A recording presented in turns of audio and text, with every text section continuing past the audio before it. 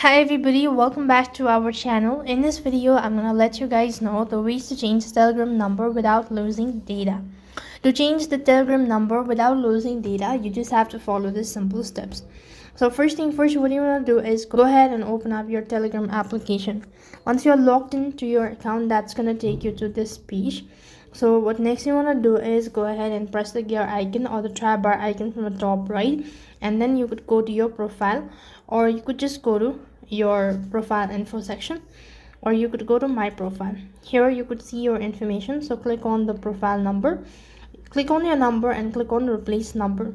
So as you can see, there is a statement stating that you can change your Telegram number here. Your account and all your cloud data, messages, media, contact, etc. will be moved to a new number.